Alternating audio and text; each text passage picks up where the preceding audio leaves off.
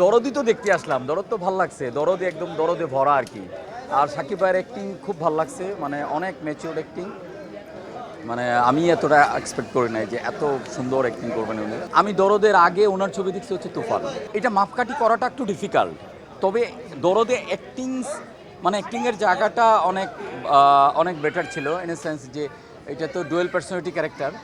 So ওই চেঞ্জগুলো আমার কাছে খুব ভালো লাগছে। দেখেন, এটা তো বিনোদনের জন্য আসছি। সো আমি ক্রিটিক হিসাবে সিনেমা দেখি নাই যে কোনটা ভালো লাগছে কোনটা খারাপ লাগছে, ওইটা আমি ওইভাবে দেখি নাই। আমার কাছে পুরোটাই ভালো লাগছে, কারণ আমি ওই ক্রিটিসিজমের জায়গা থেকে দেখি নাই, একদমই ওই রকম কোনো পরিকল্পনা থেকে না। মামুন ভাই আমার খুব কাছের ভাই, বন্ধু। ওই জায়গা থেকে আমার মানে আমি শুধু এইটা না, মামুন ভাইয়ের জন্য না, মানে এমনিও তো আমার যতটুকু কন্ট্রিবিউশন দরকার আমি সেটা তো করি। তো মামুন ভাইয়ের ক্ষেত্রে হয়তো একটু বেশি, কারণ হচ্ছে যে আমার ছবি চক্কর আসতেছে, নেক্সট কোনো একটা ফেস্টিভ্যালে আসবে, তো এইটার ডিস্ট্রিবিউটর মামুন ভাই। সো তার সাথে আমার সম্পর্কটা অনেক এই ব্যবসায়িক কাজেই হয়তো একটু বেশি ডিপ।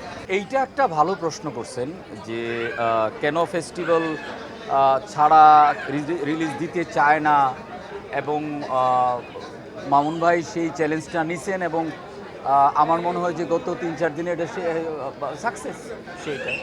এখন কেন দিতে চায় না সেটা আমি জানি না। যেমন আমার প্ল্যান, আমারটা আমি বলতে পারি যে আমি একটা ফেস্টিভ্যালে দিব। মামুন ভাই যেরকম করছে না, সে চ্যালেঞ্জটা নিচ্ছে যে না, আমি ফেস্টিভ্যাল ছাড়াই করব। এইটা ওনার প্ল্যানিং আসলে। এইটা এটা ডেফিনেশনটা আসলে আমার কাছে জানা নাই যে এটা কীভাবেই করবো।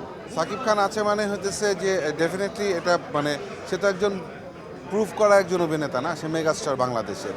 তো ডেফিনেটলি সেখানে যে ইনভেস্টমেন্ট হবে সেটার একটা মানে ভালো রিটার্ন আসবে, এটাই তো স্বাভাবিক। অ্যাকচুয়ালি সারা তো অবশ্যই খুব ভালো পাচ্ছি। আর 2 দিন 3 দিন 4 দিনে তো আসলে একটা মানে কম্পেয়ার করে ফেলা যায় না।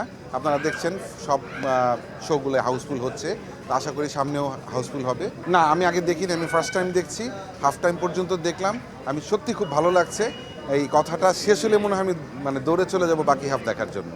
আমি এখন পেছন থেকে কাজ করতে চাই, পেছন থেকে কাজ করছি, ক্যামেরার পেছনেই আছি। খুব সুন্দর কিছু জিনিস বানাতে চাই যেন হলে মানুষকে দেখাতে পারি।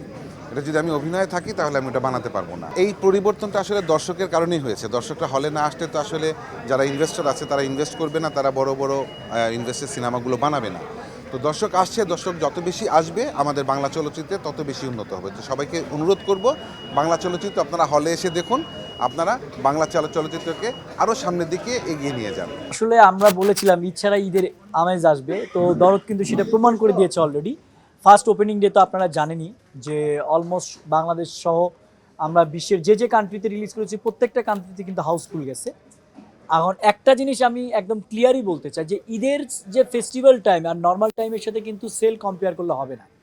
তারপরেও দেশ এখন একটা গঠনমূলক জায়গায় আছে, মানুষদের মধ্যে একটা অস্থিরতা কাজ করতেছে। এই অবস্থাতেও ছবিটা এত বড় একটা মানে আমি বলবো যে সেল দিয়েছে, সেটা নিয়ে আমি প্রচণ্ড খুশি। বাংলাদেশ সহ এই ছবিটা আমরা 35 কান্ট্রিতে রিলিজ করতেছি, তো ইন্টারন্যাশনাল ডিস্ট্রিবিউশনটা আমরা অলরেডি বিক্রয় করে দিয়েছি।